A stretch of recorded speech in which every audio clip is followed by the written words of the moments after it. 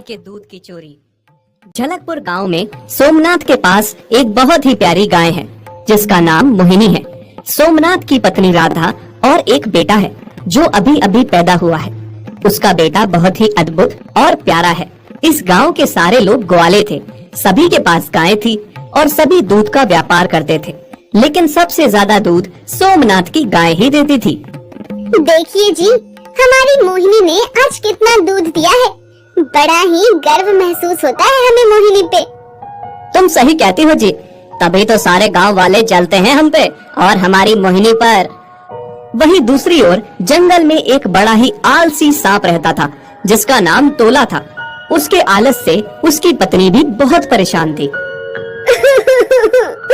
दुखी हो गई हूँ मैं तुमसे और तुम्हारे आलस से। जो कुछ मैं लाती हूँ उसको एक ही निवाले में चबा लेते हो और डकार तक नहीं लेते। आखिर कब तक मैं ही तुम्हें पालती रहूंगी? उफ, तुम सुन भी रहे हो या फिर सो ही रहे हो? हाँ हाँ, सुन रहा हूँ। अब तुम क्या चाहती हो? जान दे दूं मैं? आखिर तुम्हारा भी तो फर्ज बनता है मेरे लिए कुछ करना। अगर थोड़ा सा कुछ खिला देती हो तो बस पूरे दिन सुनाती रहती हो। ठीक है, अगर मैं सुनाती रहती हूँ तो ठीक है। आज से अपना खाना खुद लेकर आओ। मैं जा रही हूँ तुम्हें छोड़ के। हाँ हाँ, जाओ। तुम क्या सोचती हो तुम्हारे बिना मैं कुछ नहीं कर सकता? सांप और उसकी पत्नी की खूब लड़ाई होती है, जिस वजह से सांप भी अकड़ में आके पत्नी सांप को रोकता नहीं, जाने देता है। लेकिन जैसे ही शाम होती है तो सांप को भूख लगने लगती है। अरे, पेट में चूहे दौड़ रहे हैं, बहुत भूख लग रही है। क्या करूं, क्या खाऊं? कोई शिकार भी नहीं दिख रहा जिसे मैं खा सकूं। मुझे पत्नी के ताने चुपचाप सुन लेने चाहिए थे। कितना कुछ लाके देती थी मुझे बैठे बिठाए। क्या जरूरत थी मुझे भी अकड़ दिखाने की? हाँ, और आज तो मुझे कुछ मीठा मीठा खाने का मन हो रहा है। क्या करूं? हाँ, ऐसा करता हूँ, जंगल से बाहर निकल के गांव की ओर जाता हूँ। शायद वहाँ कुछ खाने को मिल जाए। तोला रात को चलता चलता गांव की ओर आ जाता है। तभी उसे सोमनाथ की गाय गौशाला में बाहर बंधी हुई दिखती है। अरे वाह, गाय और उसका दूध। आज मेरा मीठा खाने का भी बहुत मन हो रहा है। अब गाय का मीठा मीठा दूध पीऊंगा। तोला चुपके से रात के अंधेरे में आके मोहिनी का दूध पीने लगता है। ये देखकर मोहिनी बहुत घबरा जाती है। हे भगवान, सांप मेरा दूध पी रहा है। अगर मैं जरा से भी हिली तो जान से जाऊंगी। हे गाय, चुपचाप दूध पिला। अगर हिलने की कोशिश की ना तो तुम्हें काट दूंगा। और मेरा जहर इतना खतरनाक है कि एक पल नहीं लगेगा तुम्हें मरने में। मोहिनी डर के मारे थर थर कांपने लगती है और बस रोए जाती है। आहा, गाय का मीठा मीठा दूध पी के बहुत मजा आ गया। सुन गाय, जो भी तुम्हारा नाम है, मुझे तुम्हारा दूध बहुत मीठा लगा। अब मैं रोज तुम्हारा दूध पीने आऊंगा। अगर तुमने ये बात किसी को भी बताई तो तुम जानती हो ना क्या होगा? हाँ हाँ, समझ गई। मैं किसी को कुछ भी नहीं बताऊंगी। शाबाश। दूध पी के तोला वहाँ से चला जाता है। फिर अगली सुबह, लड्डू के बाबा, आप लड्डू के साथ खेलते ही रहेंगे। आज मोहिनी से दूध नहीं लेना। जब तक आप बछड़े को पकड़ेंगे नहीं, मैं दूध कैसे निकालूंगी? और लड्डू को भी भूख लगी है। आपको भी तो दूध लेकर जाना है ना? हाँ हाँ भाग्यवान, मैं सब जानता हूँ। जैसे ही राधा और सोमनाथ मोहिनी से दूध लेने जाते हैं, वो देखते हैं मोहिनी दूध ही नहीं देती। हाय मोहिनी, क्या हुआ? तू दूध क्यों नहीं दे रही है आज? कहीं तेरे बछड़े ने तो नहीं पी लिया आज दूध? तुम देखती नहीं हो, बछड़ा बंधा है, वो कैसे दूध पी सकता है? हो सकता है आज उसका मन ना हो दूध देने का, या फिर उसकी तबीयत ठीक ना हो। सही कह रहे हो जी आप शायद। मोहिनी सब जानती थी, पर सांप की धमकी से वो कुछ कह नहीं पाई, बस डरी सहमी सी खड़ी थी। तोला रात को फिर से मोहिनी का मीठा दूध पीने आता है। ये सांप तो फिर से आ गया है। भगवान, क्या करूं मैं? दूध के लालच में ये तो रोज आता रहेगा। क्या करूं?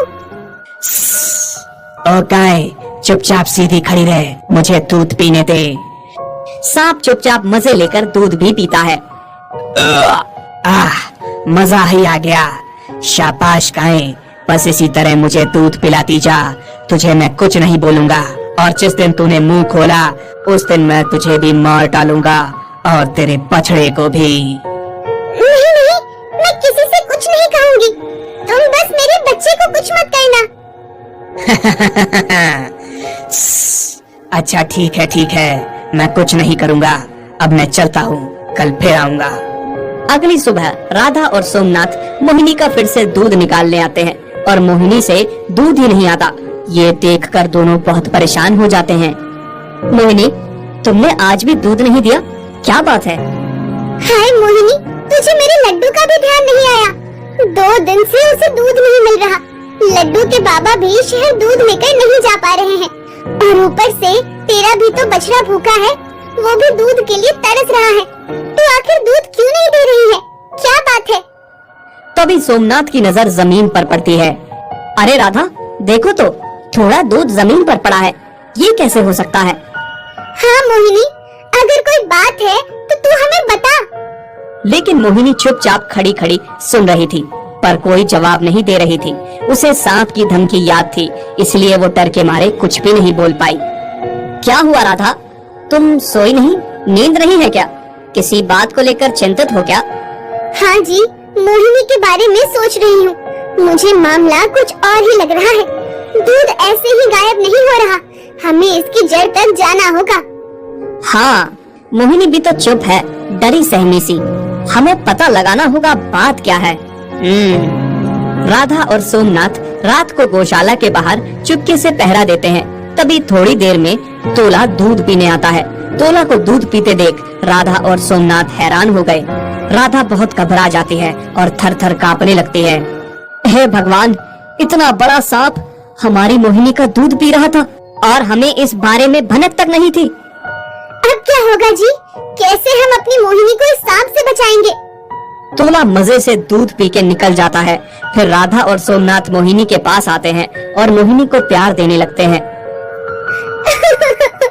मोहिनी, तुम इतने दिनों से ये सब बर्दाश्त कर रही थी और हमें पता भी न चला। तुम घबराओ मत मोहिनी, हम सब ठीक कर देंगे। मोहिनी की आंखों से बस आंसू बह रहे थे। फिर राधा और सोमनाथ इस बारे में गांव वालों से बात करते हैं। गांव वाले उनका साथ देते हुए कहते हैं कि उन्हें सांप को पकड़ने के लिए सपेरे को बुलाना पड़ेगा, क्योंकि सांप ने मोहिनी के दूध का स्वाद चख लिया है। अब वो उसको नहीं छोड़ेगा। जल्द से जल्द सपेरे को बुलाना पड़ेगा। फिर सोमनाथ सपेरे को बुला लेता है। सोमनाथ और सपेरे के साथ साथ सारे गांव वाले छुप के रात को सांप के आने का इंतजार करते हैं। जैसे ही सांप आता है, जाके सीधा मोहिनी का दूध पीने लगता है। तभी सपेरा बीन बजाने लगता है। अरे ये क्या हो रहा है? ये बीन कौन बजा रहा है? सांप जंगल की ओर भागने लगता है, पर सपेरा भी बीन बजाता बजाता उसके पीछे चलता है। फिर एक जगह सांप बीन की आवाज से मदहोश हो जाता है और सपेरा उसको हाथ में पकड़ लेता है। छोड़ दो मुझे, माफ कर दो, मैं दोबारा यहाँ नहीं आऊंगा। आज के बाद किसी भी गाय का दूध चोरी नहीं करूंगा। माफ कर दो मुझे। फिर सपेरा सोमनाथ और गांव वालों से कहता है, बड़े दिनों से इस सांप की तलाश थी मुझे। ये बहुत ही आलसी सांप है। इसने दूसरे सांपों को भी तंग करके रखा है। अब ये किसी को तंग नहीं कर पाएगा और ना ही दूध चोरी कर पाएगा। सपेरा सांप को टोकरी में डाल के ले जाता है और फिर सोमनाथ, राधा और गांव वाले खुश होकर सपेरे का धन्यवाद करते हैं। अगर आप ऐसी मजेदार वीडियो देखना चाहते हो तो हमारे चैनल को सब्सक्राइब करके घंटी को ऑल पर कर लो, ताकि हम वीडियो डालें आप सबसे